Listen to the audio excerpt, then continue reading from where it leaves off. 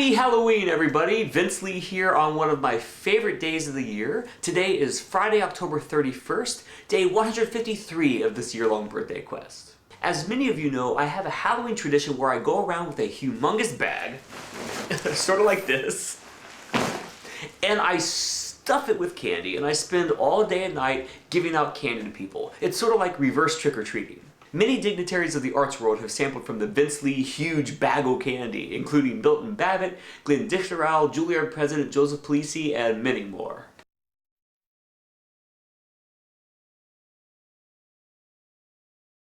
A few fun facts about my Halloween tradition. When full, the bag weighs about 50 pounds, and I reload several times throughout the day. I end up buying enough candy to fill the bag a little over 3 times.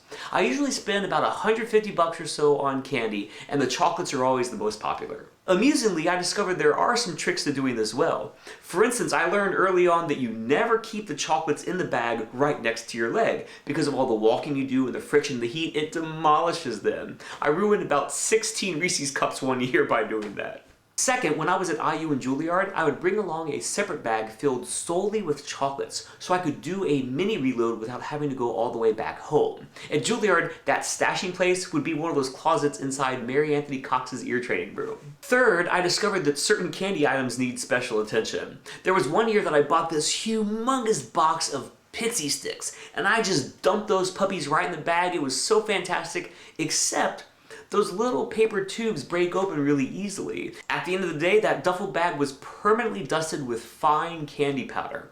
I kinda accidentally used that duffel bag when I flew home for Thanksgiving a month later, and I got some special attention from the airport security screeners asking me about this fine dust that was in my bag. It's, Pixie Sticks, sir.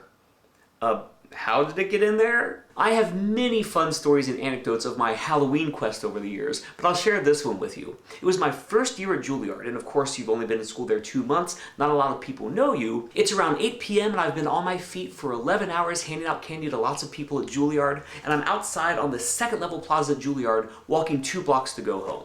Walking towards me was a dance major who I had never met, and to this day I still have no idea who she was. But as she approaches me, I present my bag and say, "Trick or treat," and she gives me the worst stank face ever.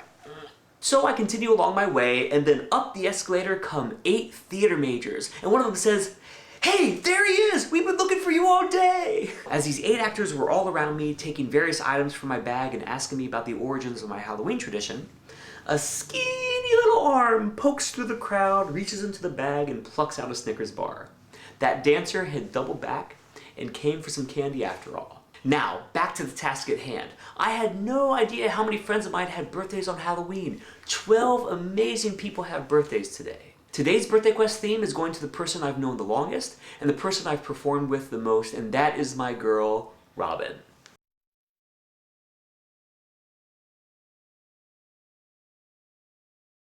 Ah, Robyn. We go way back to our young undergrad years at Indiana University, and she is one of the fiercest performers that I have ever worked with. Robyn is a star of both stage and screen, and when it comes to singing, man, you cannot touch this girl. We did several musicals together along with dozens of cabaret performances. There will always be a very special place in my heart for Robyn P. At first, for Robyn's birthday quest theme, I started compiling all of these songs we did together, including the big torch songs she did on stage at the IU Theater. Then, as I often do, I ran her name through my various musical alphabet codes, and her last name through my musical alphabet code number 2 ended up providing some lovely material that was absolutely what I was looking for. So in the end, that's all that I went with, no musical quotes whatsoever. Sometimes simple is better, and this beautiful and poignant theme is the perfect fit for her. Happy birthday, Robyn. I hope you're doing well, and I look forward to seeing you again the next time I'm in New York City.